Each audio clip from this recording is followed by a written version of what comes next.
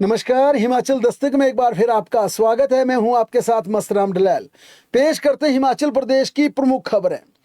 केंद्र सरकार ने आज से मनरेगा योजना को पूरे देश में खत्म कर दिया है, बंद कर दिया है और आज यानी 1 जुलाई से समूचे देश में मनरेगा की जगह बीबीजी रामजी एक्ट को लागू कर दिया गया। महत्वपूर्ण है कि हिमाचल प्रदेश की सुक्खू सरकार ने भी केंद्र सरकार के साथ मनरेगा की जगह आई इस नई योजना को लेकर एमओयू साइन कर दिया है और इसके चलते हिमाचल प्रदेश में भी अब मनरेगा की जगह ये नई स्कीम लागू हो गई है। महत्वपूर्ण ये है कि अब दिहाड़ी का प्रारूप नया होगा, महीने में कितने दिन आपको रोजगार मिलेगा इसकी नई व्यवस्था कर दी गई है, यानी पहले से ये योजना बिल्कुल पूरी तरह से भिन्न होगी। नई अधिसूचना के अनुसार हिमाचल प्रदेश के गैर अनुसूचित यानी जो नॉन ट्राइबल सामान्य क्षेत्र है उसमें ग्रामीण श्रमिकों की दिहाड़ी 300 रुपए प्रतिदिन के हिसाब से तय की गई है।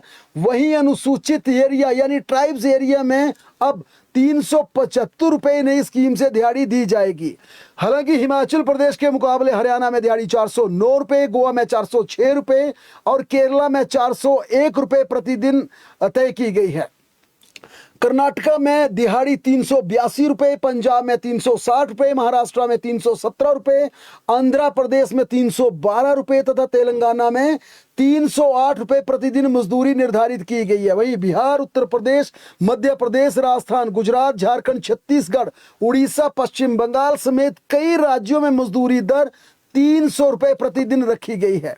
पहले मनरेगा के तहत 100 दिन का रोजगार उपलब्ध करवाया जाता था, जबकि अब नई इस योजना में हिमाचल प्रदेश के पात्र ग्रामीण परिवारों को 100 की जगह 125 दिन के रोजगार की गारंटी का प्रावधान किया गया है।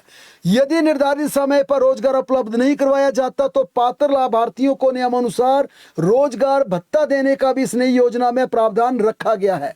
हालांकि हिमाचल प्रदेश के लिए इससे भी बड़ी राहत की खबर यह है कि आपदा कार्यों को भी इस योजना में शामिल कर लिया गया है। डिजास्टर के तहत जो भी काम करना है वो अब इस नई योजना के तहत हिमाचल प्रदेश में कर पाएंगे, क्योंकि हिमाचल प्रदेश में बड़े स्तर पर मानसून से नुकसान होता, हर साल हिमाचल प्रदेश को नुकसान झेलना पड़ता है। लिहाजा हिमाचल प्रदेश के लिए केंद्र से ये सुखद भरी खबर आई है कि डिजास्टर के तहत भी अब इस स्कीम में काम हो सकेंगे। मुख्यमंत्री सुखविंदर सिंह सुक्खू के चंबा जिला के होली के प्रस्तावित दौरे को लेकर सस्पेंस बन गया है, क्योंकि मुख्यमंत्री का 6 या 7 जुलाई का होली क्षेत्र का एक दिवसीय दौरा प्रस्तावित है, लेकिन ये प्रवास उनका मौसम पर निर्भर करेगा, क्योंकि मौसम विज्ञान केंद्र के अनुसार अगले 5 से 7 दिनों में हिमाचल प्रदेश में मौसम खराब बना रहेगा। इसके चलते मुख्यमंत्री कार्यालय ने यह कहा है कि एक बार फिर 4 या 5 जुलाई को रिव्यू किया जाएगा। अगर वहां पर मौसम का पूर्वानुमान या वेदर रिपोर्ट सही रहती है फिर ही मुख्यमंत्री का दौरा हो पाएगा, अन्यथा इसे पोस्टपोन किया जाएगा, स्थगित किया जाएगा। आज डिप्टी सीएम मुकेश अग्निहोत्री की अध्यक्षता में सीबीएसई को लेकर कैबिनेट सब कमेटी की महत्वपूर्ण बैठक हुई।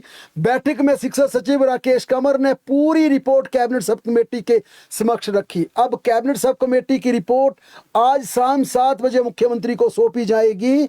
इस आधार पर सीबीएसई क्वालिफाइड शिक्षकों की नियुक्ति पर अंतिम फैसला होगा।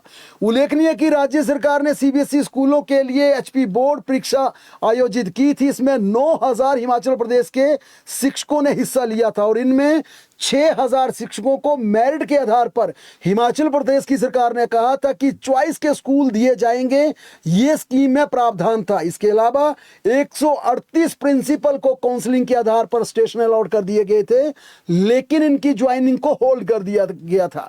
लिहाजा कैबिनेट सब कमेटी की सिफारिश सब मुख्यमंत्री को शाम 7 बजे शिक्षा सचिव सौंपेंगे। उसमें पूरी स्थिति बताएंगे कि आज मुकेश अग्निहोत्री की अध्यक्षता में क्या कुछ बातें हुई, किस पर चर्चा हुई, और इस पर अब यह तय किया जाएगा कि जितने भी 6000 शिक्षक सीबीएसई के तहत हिमाचल प्रदेश में उनको नियुक्ति देनी है, उन्हें क्या उन्हीं स्कूलों में रखा जाए जहां पर वर्तमान में सेवाएं दे रहे हैं, या फिर जिस प्रकार से राज्य सरकार ने एचपी बोर्ड से एग्जाम कंडक्ट कराया था और स्कीम में कहा था कि मेरिट के आधार पर शिक्षकों को चॉइस के स्टेशन दिए जाएंगे, इसी पर अब मुख्यमंत्री को 7 बजे की बैठक में यह निर्णय लेना है कि जो वर्तमान जितने भी 6000 टीचर 9000 में से रखने हैं, उन 6,000 शिक्षकों को जहां पर इस समय ये सेवाएं दे रहे हैं वहीं रखा जाए, या फिर मेरिट के आधार पर उन्हें चॉइस का स्टेशन दिया जाए, इस पर अंतिम फैसला मुख्यमंत्री को लेने, क्योंकि कैबिनेट की सब कमेटी ने अपनी रिपोर्ट तैयार कर दी है। मुख्यमंत्री से शाम 7 बजे चर्चा होगी,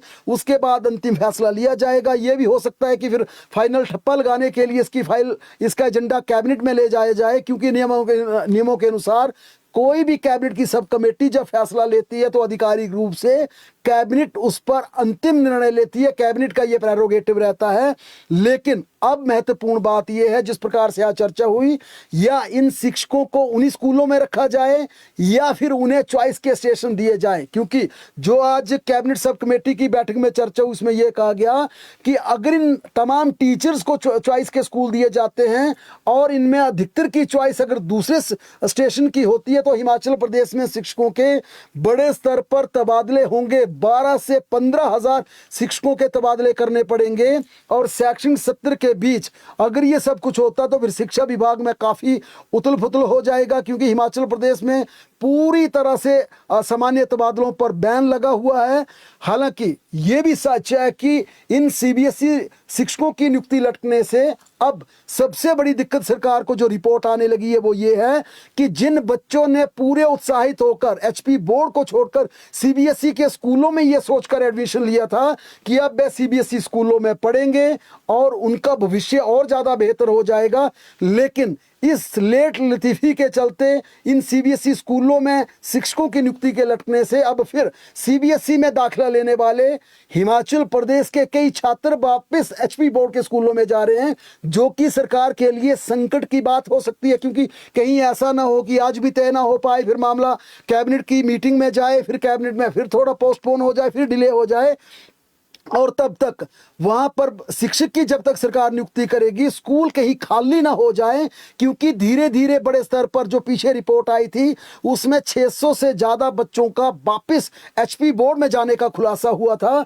यही वजह है कि आज पूरी गंभीरता के साथ कैबिनेट की सब कमेटी ने इस पूरे मुद्दों पर चर्चा की, जिसमें विभाग ने यह भी कहा कि बच्चे वापिस अब एचपी बोर्ड के स्कूलों में जा रहे हैं, लिहाजा अब 7 बजे की मीटिंग काफी महत्वपूर्ण होगी, जिसमें यह रिपोर्ट मुख्यमंत्री को रखी जाएगी। फिर मुख्यमंत्री को निर्णय लेना है कि इस पूरे एजेंडे को कैबिनेट में ले जाना है या फिर सरकार के स्तर पर यही फैसला करना। क्योंकि एक बात यह भी हुई कि अगर बाई सर्कुलेशन ये ऑर्डर करवाना तो फिर मुख्यमंत्री के बाद दूसरे मिनिस्टर से भी उस एजेंडे पर बाई सर्कुलेशन साइन करवाए जा सकते हैं, ताकि जल्द से जल्द हिमाचल प्रदेश में सीबीएसई शिक्षकों की नियुक्ति हो सके और जिन बच्चों ने पूरी उम्मीदों के साथ सीबीएसई स्कूलों में दाखिला लिया है वहां पर वे बने रहें और अगले साल बेहतर परिणाम आ सके।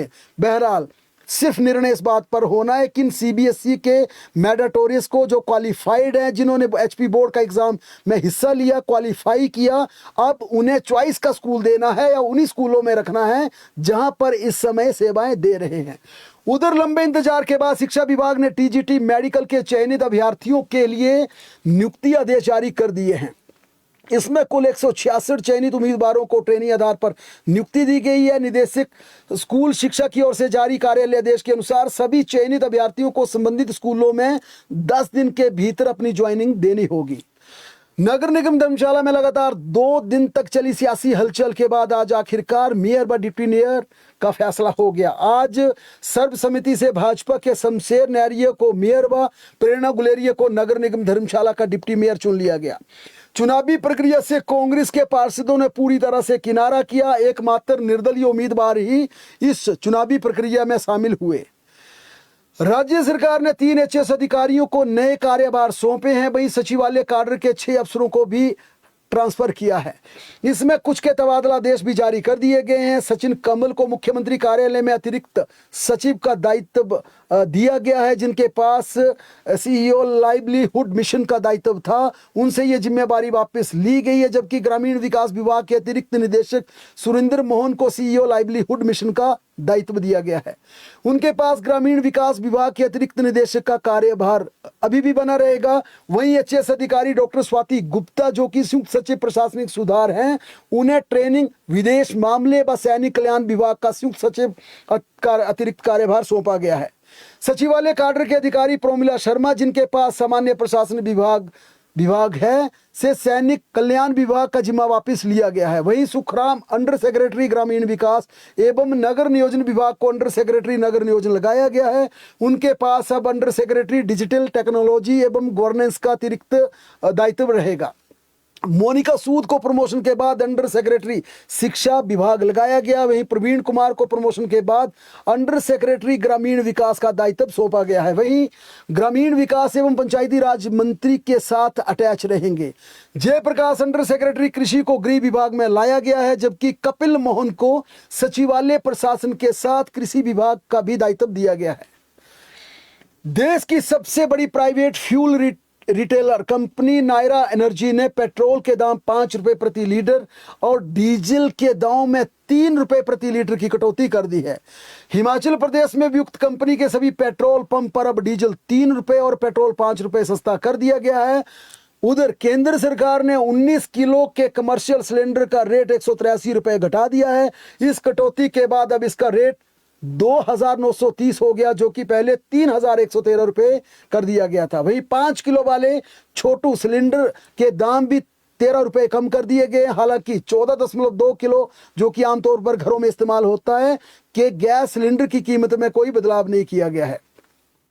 वही हिमाचल प्रदेश के लिए सबसे अच्छी खबर है। हिमाचल प्रदेश में व्यावसायिक एलपीजी गैस सिलेंडरों की खरीद पर लगाई गई पाबंदी को हटा दिया गया है। सरकार के इस फैसले के बाद अब हिमाचल प्रदेश में पहले की तरह कमर्शियल सिलेंडर लिए जा सकते हैं।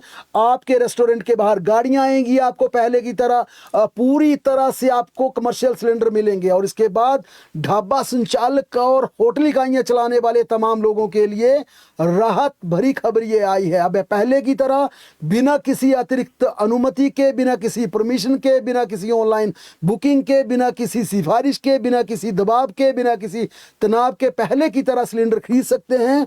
और ये आदेश इसलिए जारी किए गए हैं क्योंकि अब गैस की आपूर्ति पर्याप्त मात्रा में कर दी है। जो रिस्ट्रिक्शन लगाई गई थी 1 महीने की, जो तमाम पाबंदियां लगाई गई थी, अब उन्हें हटा दिया गया है। स्पष्ट शब्दों में यह खबर यह है कि आप पहले की तरह हिमाचल प्रदेश में कमर्शियल सिलेंडर खरीद सकते हैं। हिमाचल प्रदेश ने वर्ष 2026-27 के लिए सभी पेंशनरों और पारिवारिक पेंशनरों को 30 सितंबर 2026 तक अपना लाइफ सर्टिफिकेट जमा करवाना मैंडेटरी कर दिया है। पेंशन को लेकर यह बड़ा बदलाव किया गया है। इस बार अधिकांश पेंशनरों के लिए जीवन प्रमाण ऐप के माध्यम से डिजिटल सत्यापन की व्यवस्था लागू की गई है। केवल चिकित्सीय रूप से अक्षम पेंशनरों को ही डॉक्टर से प्रमाणित मैनुअल लाइफ सर्टिफिकेट जमा करवाने की अनुमति होगी। वित्त विभाग द्वारा जारी निर्देशों के अनुसार लाइफ सर्टिफिकेट जमा करवाने की प्रक्रिया 1 जुलाई से 30 सितंबर 2026 तक चलेगी। हिमाचल प्रदेश हाई कोर्ट ने राज्य सरकार की ओर से एक नियमित सरकारी कर्मचारी को बिना किसी औपचारिकता विभागीय जांच के नौकरी से निकालने के आदेश को पूरी तरह से अवैध घोषित करार दिया है। न्यायाधीश अजय मोहन गोयल की अदालत ने याचिकाकर्ता की सेवा समाप्ति के आदेशों को खारिज करते हुए सरकार को कड़े निर्देश जारी किए हैं कि उन्हें तुरंत सभी पिछले लाभों के साथ बहाल कर दिया जाए। अदालत ने पाया कि कर्मचारी को ना तो कोई चार्जशीट किया गया, ना ही उसे अपनी बात रखने का उचित अवसर दिया गया। कोर्ट ने स्पष्ट किया था कि बिना किसी अनुशासनात्मक जांच के किसी भी कर्मचारी को बर्खास्त करना प्राकृतिक न्याय के सिद्धांतों की घोर उल्लंघना है। वहीं एक अन्य मामले की सुनवाई करते हुए हिमाचल प्रदेश हाई कोर्ट ने स्पष्ट किया कि किसी सरकारी कर्मचारी के खिलाफ केवल एफआईआर दर्ज होने या अदालत में चालान पेश कर देने मात्र से उसकी पदोन्नति को सील बंद लिफाफा प्रक्रिया के तहत रोका नहीं जा सकता। न्यायाधीश अजय मोहन गोयल ने कहा कि जब डीपीसी की बैठक हुई या जब प्रमोशन ऑर्डर जारी हुए तब याचिकाकर्ता ना तो निलंबित था और ना ही उसके खिलाफ कोई विभागीय जांच या कोर्ट में आरोप तय हुए थे। ऐसे में विभाग की ओर से सीलबंद लिफाफा प्रक्रिया अपनाना पूरी तरह से गलत और गैर कानूनी था।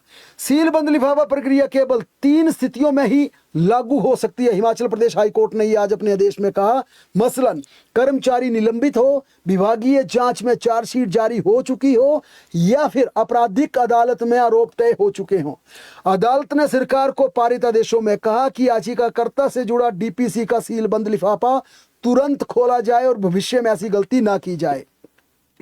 हिमाचल प्रदेश में अनुकंपा नियुक्ति के लिए आवेदन करने वाला मूल पात्र आश्रित निर्धारित अधिकतम आयु सीमा पार कर लेता है तो उसका दावा समाप्त माना जाएगा। इसके बाद परिवार का कोई अन्य सदस्य उसकी जगह नौकरी का दावा प्रस्तुत नहीं कर पाएगा।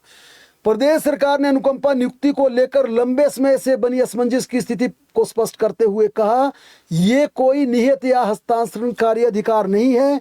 इस संबंध में उच्च शिक्षा निदेशालय ने प्रदेश के सभी अपने डिप्टी डायरेक्टर्स को विस्तृत निर्देश जारी कर दिए हैं और अनुकंपाधार पर नौकरी के लिए इस नियम को लागू करने के लिए साफ तौर पर कह दिया है। उधर कुल्लू में क्षेत्रीय अस्पताल में मंजू मौत मामले में डॉक्टर के बाद अब स्टाफ नर्स रेशमा को भी सस्पेंड कर दिया गया है। स्वास्थ्य विभाग ने सस्पेंशन के दौरान रेशमा का हेडक्वार्टर डीडीओ अस्पताल शिमला में फिक्स कर दिया है। इस मामले पर अब मेडिकल ऑफिसर एसोसिएशन भी सड़क पर उतर आई है। एचएमओ ने आज कुल्लू अस्पताल से लेकर ढालपुर तक मौन जुलूस निकाला। शिमला पुलिस ने लोअर बाजार में लाखों रुपए के आभूषण चोरी करने के मामले में 2 महिला आरोपियों को पंजाब से गिरफ्तार किया गया। पुलिस ने आरोपियों के कब्जे से चोरी किए गए करीब 40 तोला सोना और 250 ग्राम चांदी आभूषण भी बरामद कर लिए हैं। मानसून की बात करें तो मानसून ने एंट्री करते हिमाचल प्रदेश में बड़े स्तर पर तबाही मचा दी। पिछले 48 घंटे के दौरान मानसून से हिमाचल प्रदेश में 6 मौतें हो चुकी हैं और पिछले 24 घंटों के दौरान पूरे प्रदेश में मानसून जमकर बरसा। पिछले कल 6 जिलों में मानसून ने दस्तक दी थी, लेकिन आज मानसून ने समूचे प्रदेश में एक साथ एंट्री देते हुए तबाही मचाना शुरू कर दिया। मंडी के ओट में आज सुबह शनि मंदिर के पास पहाड़ी से गिरे पत्थर की चपेट में आने से एक महिला की मौत हो गई। नालागढ़ की महिला अपने बच्चे को उल्टी कराने के लिए गाड़ी से उतरी थी, तभी ऊपर से अचानक पत्थर गिरा और उससे महिला की मौके पर मौत हो गई। उधर ऊना जिला मुख्यालय से 6 किलोमीटर दूर बहडाला के स्कूल के ज्यादातर क्लासरूम में पानी घुस आया। पूरी तरह से कमरे पानी से भर गए। समर वेकेशन के बाद आज पहली बार स्कूल खुले थे, लेकिन स्कूल मलबे से भर गया। मंडी में बारिश होने के बाद ब्यास का वाटर लेवल काफी तेजी से ऊपर आ गया। प्रशासन ने लोगों से नदी किनारे न जाने की अपील जरूर की। न्यूगल खड्ड भी पूरी तरह से उफान पर आ गई है। चंबा के सलूनी के लनोट गांव में तेज बारिश के बाद मलबा लोगों के घरों में घुस गया। वहीं राज्य के अन्य भागों में बीती शाम से हो रही भारी बारिश के चलते काफी नुकसान की सूचना है। चंबा तीसा हाईवे समेत क्षेत्र की कई सड़कें अवरुद्ध हो गई हैं। लाहौल स्पीति में बर्फ तेजी से पिघलने से बाढ़ जैसे हालात बन गए हैं। इससे मनाली काजा NH चिचोंग कोलकाता के पास आज सुबह बंद हो गया। यहां पानी की निकासी को लगाए गए कलवर्ट पूरी तरह से चौक हो गई, जिसके कारण सड़क टूट गई। जिसपा क्षेत्र में बीती रात पानी के तेज बहाव के साथ भारी मलबा सड़क पर आ गया। इससे मनाली ले और मनाली जंस्कर मार्ग पूरी तरह से यातायात के लिए बंद हो गया। कुछ गाड़ियां भी उस मार्ग पर फंसी हुई हैं। जालमा नाले में बाढ़ आने के बाद लोग जान जोखिम में डालकर नाले को पार कर रहे हैं। शिमला के रामपुर के गानवी में बीती रात को तेज बारिश के बाद टेम्परेरी बनाया गया पुल भी टूट गया। इससे 3 पंचायतों का संपर्क पूरी तरह से कट गया। वहीं बिलासपुर जिला में शिमला मटोर राष्ट्रीय राजमार्ग 205 पर कियारड़ के समीप हुए भूस्खलन के चलते नमोल के पास मार्ग पूरी तरह से वाहनों की आवाजाही के लिए कुछ घंटों तक बंद हो गया। राज्य में बीते 24 घंटे के दौरान हुई बारिश के चलते हिमाचल प्रदेश में 44 सड़कें और 254 बिजली के ट्रांसफार्मर ठप हो गए। मंडी में सबसे ज्यादा 28, कुल्लू जिला में 14 सड़कें यातायात के लिए अवरुद्ध हो गई हैं।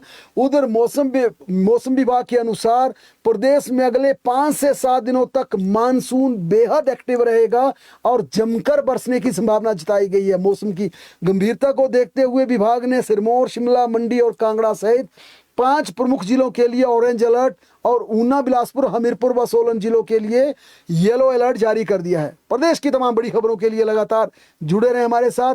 देखते और पढ़ते रहें हिमाचल दस्तक।